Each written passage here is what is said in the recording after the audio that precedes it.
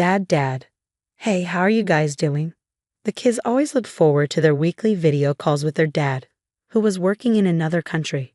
I thought once his job overseas ended, we could finally be a happy family of 4 again. My name is Sarah. I got married to my husband, Adam, right after finishing college. We've been dating since high school, and he was my first love.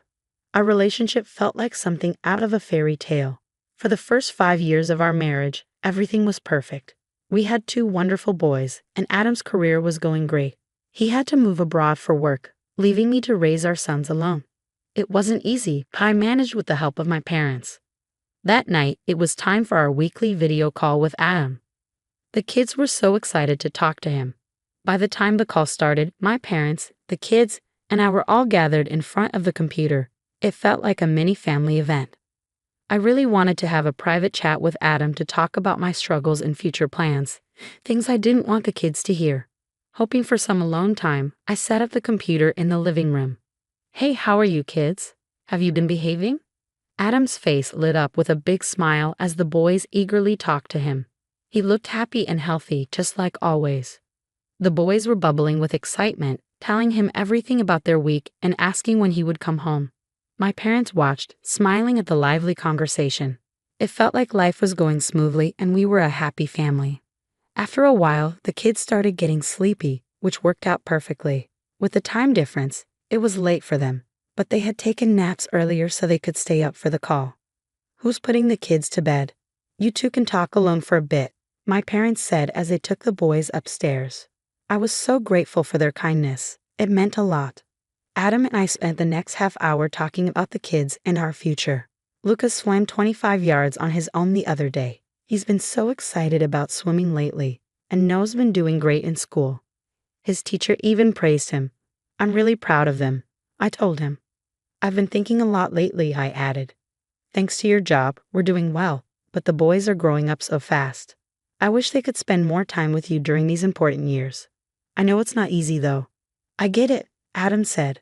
But this project is really important for my career. Once it's done, things will be easier, and I'll have more time for all of you.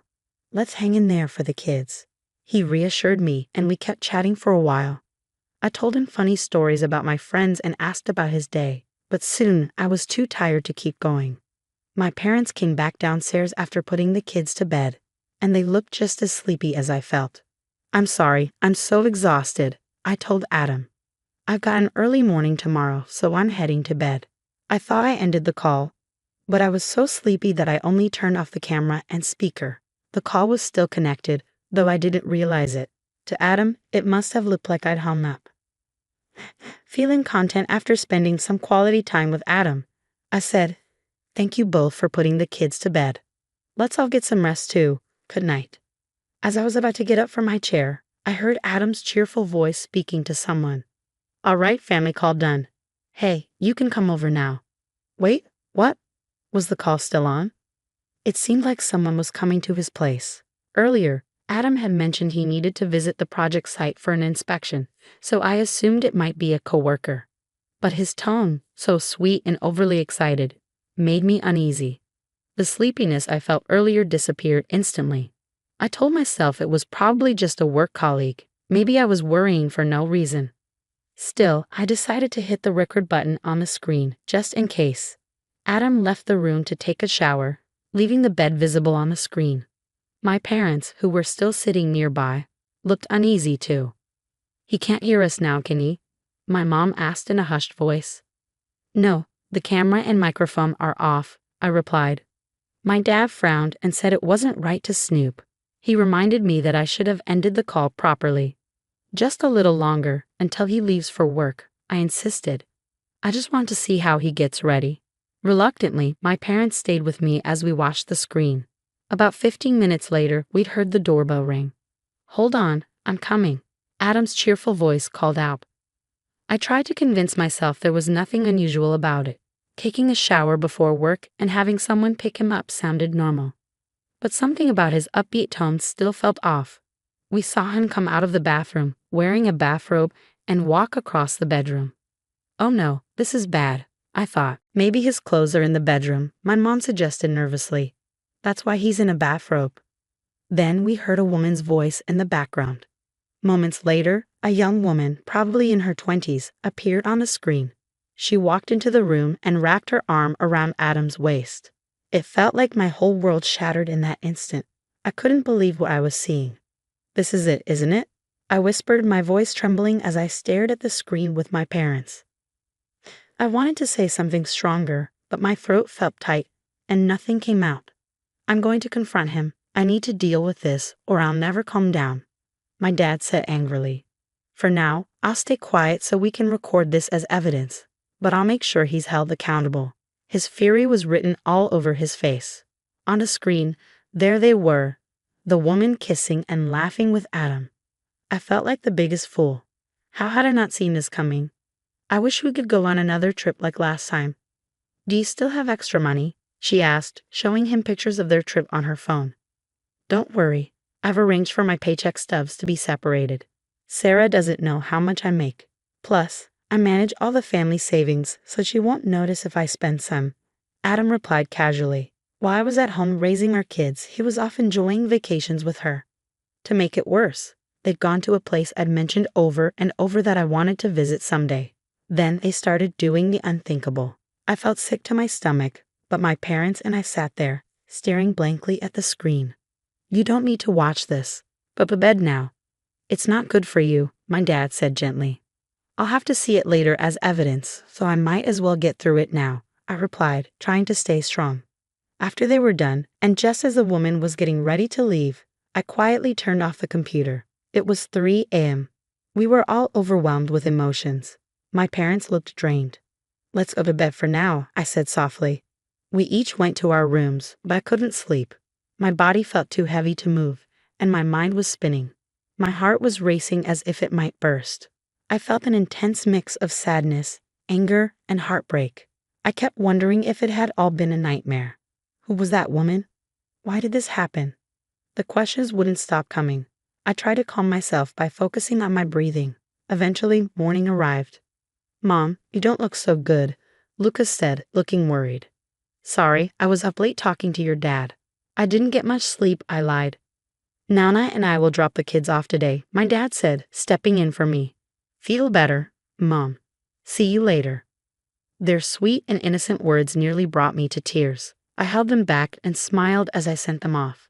I knew I needed rest. My mind was a mess, and I couldn't think clearly. After drinking some water, I went back to bed. Adam was supposed to come home in 2 months. I told myself I had to be ready before then to protect my kids and plan for what was coming. With that thought, I fell into a deep sleep. I must have been more tired than I realized because I slept until the kids came back. "Mom, wake up. Grandpa got us pizza for dinner. Come on," Lucas said, shaking me awake. I dragged myself to the dining room. "Are you feeling better, Mom?" Noah asked, his eyes full of concern. "Yes, I'm feeling much better now that I see you two. Did you have fun today?" I asked, tickling them as I tried to stay cheerful. "Stop it, that tickles," they giggled, their laughter filling the room. Seeing them happy seemed to ease my parents' worry as well. "You can't face a battle on an empty stomach," my dad said as he handed me a slice of pizza. As I ate, I began planning my next steps. First, I needed to figure out who the woman was. Then, I'd find an attorney and start working on the legal side of things, custody, alimony, and everything else. It felt overwhelming, but I knew this was the only way forward. I didn't want to spread rumors by talking to my friends. Thankfully, as a stay-at-home mom, I had time during the day. After dinner, I put the kids to bed and called my parents into the living room. About yesterday, there's no point in dwelling on it. If I didn't have the kids, I might have put it off. But thinking about them makes me focus. "I need your help," I said. Without hesitation, my dad replied, "Of course." "While you were sleeping, I called a lawyer I know. He helped one of my friends who was cheated on by his wife." He said it proudly. I was thankful, though I didn't think it was something to be proud of. I turned to my mom. "I'll help you however I can. I trusted Adam so much, but he betrayed us. I won't feel right if I don't do something about this," she said with determination. I wasn't sure what she was planning, but she seemed oddly calm about the situation. "I made an appointment with a lawyer for this weekend. Can you be there?" My dad asked. Don't worry, I'll watch the kids, my mom said. The next day, we started working on a plan. We had 2 months before Adam came back. We wanted to settle everything before then. First, I checked all the social media platforms. It didn't take long to find out about his mistress. She worked at the same company as him and was a secretary at one of the overseas branches. I went to his company and explained everything to his boss, asking for help. At first, his boss was confused, but when I showed him the video of the affair, he put his hands on his head. I'm so sorry. I'll talk to my supervisor and take the necessary steps, he promised. Next, I talked to the lawyer about filing for divorce, alimony, and all the legal steps. The video evidence of his infidelity was enough on its own, and I also had copies of bank statements and the mistress's contact information. It's almost all set, so don't worry, the lawyer reassured me. Of course, I had to tell Adam's family. At first, they denied it, saying I was just making it up to get alimony. But once I showed them the video, they went quiet and apologized right away. We're so sorry. We'll do everything we can to help you, they said. The hardest part was explaining everything to the kids. I honestly didn't know what to tell the kids. If I lied and said Adam couldn't come home for a while because of work, they'd grow up thinking he would eventually visit, and I didn't want to give them that hope. I made up my mind and told them, your dad lied to me in a very unforgivable way. I'm very hurt, and I can't live with him anymore. When he comes back, I know you'll miss him, but will you stay with me? They didn't fully understand what was going on, but they said they wanted to be with me. I couldn't stop the tears. I'm sorry. I'm really sorry. Then the day Adam came back arrived. I told him I had made a reservation at a restaurant to welcome him home with the family. I waited with my parents, and his boss. When Adam arrived, my father-in-law, holding back his anger, asked, "Is there anything you want to tell us? What's going on, boss? All of you. What is this?" he asked, confused by the situation. "There's no point in hiding it anymore. All I need is your signature." I slammed the divorce papers, the alimony charges, and a letter from his company on the table. He was stunned, frozen in place, while my in-laws began yelling at him. I told him to speak to my lawyer and left the restaurant with my parents. After that, his messages flooded in. "I want to start over with you. I was wrong.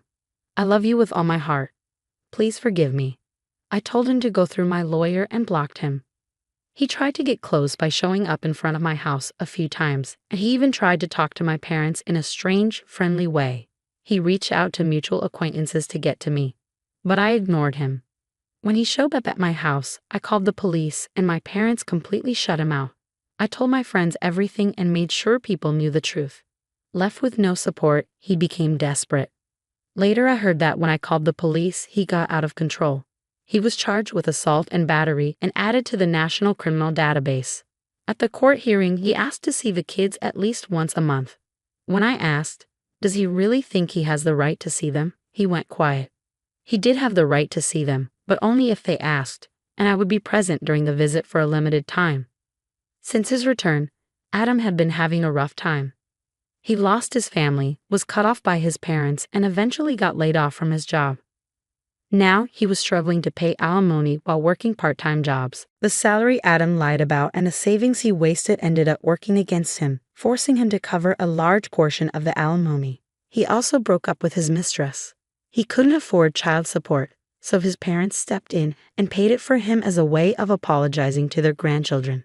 At first he saw the kids, but as they grew older and understood what happened, they started wanting to see him less and less. From the moment I found out about his affair to the day of the divorce, it all happened so quickly. It's almost funny to think about now. Honestly, I don't feel any sympathy or sadness for him anymore, no matter where he is or what he's going through. As for me, I invested the alimony money in stocks and was very successful. I managed to send my kids to college without any trouble. Now that they're independent, I bought a small house in the countryside and enjoy a peaceful life on my own. What I love most now is spending time with my adorable grandchildren. Although it's not as convenient as the city, with all its amenities, the countryside has lots of nature, fresh air, and a wonderful community. I don't have many reasons to visit the city, so I'm very happy here. I'm surrounded by a loving family. My sons bring their families to visit me during summer vacations. Every day, I remind myself that I'll never take this happiness for granted.